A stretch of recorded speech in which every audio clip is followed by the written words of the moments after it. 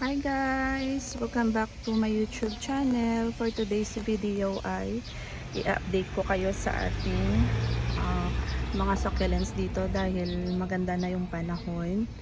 Ito kahapon yung mga rosette ng ating red ives na pinutol ko. Ayan, ini-air dry ko muna sila. At hintayin kong mag-heal yung kanilang mga sugat bago sila itanim. Ayan.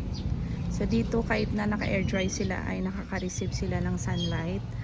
Ayan, so maganda na yung panahon natin. Ayan, uminit na. So sana tuloy-tuloy yung init ngayong araw. Kasi pag umulan ng bigla-bigla at uminit ay baka mag ano yung mga plants natin. Baka mag-rot sila. Kasi hindi maganda sa succulents yung biglang init at saka yung biglang ulan. Ayan yung beauty nila dito guys sa gilid ng bahay. Ayan. Update lang muna tayo. Ito yung ating variegated flapjack. Hinihintay ko yung plants ko na darating. So, trinay kong i-track. Hindi pa siya dumating, baka mamaya o baka bukas yung binili ko sa isang seller. Ayan, so ang ganda-ganda nila dito guys at nakaka-receive sila ng 5 to 6 hours na init dito mula tanghali hanggang maghapon.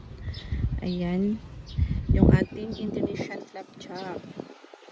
Ayan, so yung pinagkaiba ng Indonesian flapjack at saka ng variegated flapjack, yung Indonesian natin ay yung kulay niya is parang nagta-tricolor siya, merong green, yellow at saka orange.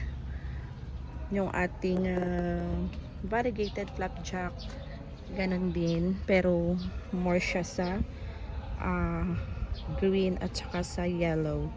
So walang bahid ng orange, parang nagpipink yung kanyang tips. Ayan, so sobrang init dito guys, pero maganda yung panahon dahil mahangin kahit pa paano. Ayan, so happy yung mga plants natin, yung mga hanging plants natin hanggang doon. Ayan, so next week madadagdagan na naman sila dito. Ayan yung aking red ives na pinutol kagabi. So ito siya, ito yung isang puno, tsaka ito yung isang puno. Ayan, so ginawa ko ay tinalikod ko para hindi siya maanggihan ng ulan, pero kagabi hindi naman umulan. Kaya ayan yung beauty nila dito. So sobrang init yung ating peach snow, yung ating mga lush na super bomb na lagi kong pinapakita sa inyo. Ayan. Ayan. So okay lang sila dito. Ayan. At mamayang hapon ay talagang magkukulay yung mga tips nila dahil maganda yung araw ngayon. Ayan yung ating napaka-lush na by Nessie. Yan yung ating isang peach snow na napaka-lush din. Ayan. So halos 3 or 4 days nang maulan dito dahil meron daw na na low pressure, pero dito naman ay hindi naman masyado malakas yung ulan at saka yung hangin. Pero tuloy-tuloy yung 3 o 4 na araw na ulan, kaya yung mga succulents natin ay talagang matamlay sila pag hindi naaarawan. Yan, pero ngayon tingnan nyo sila guys. Ayan, napaka-lush nila at talagang nasa sun stress sila pagka tuloy-tuloy yung init, umiiba yung kanilang kulay. Yan, so ito si Haworthia natin ay merong bulaklak. Yung isa dito ay namumulaklak rin ito. So hindi ko muna pinutol dahil titingnan ko pa kung ano pa yung mas igaganda ng kanyang bulaklak. Ayan. Yan guys. So, happy sila dahil ngayong araw ay maganda yung panahon natin. Ayan.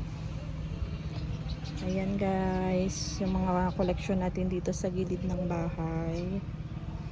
Yan. Yung ating leaf propagation ng Purple Delight. Ito ng Variegated Supreme. Mga leaf propagation yan lahat guys. Ayan. So, pinag-isa ko sila dito sa pot para pag lumaki sila ay compact tignan. Ito din si Purple Delight. Mga leaf propagation lahat ng yan. Ayan. So, pag gumanda yung panahon natin ay balak kong mag-propa ulit sa kanila. So, yan sila lahat guys. Yan. Thank you so much for watching, and please don't forget to like and subscribe to my YouTube channel, My Green Journal. God bless everyone. Bye bye.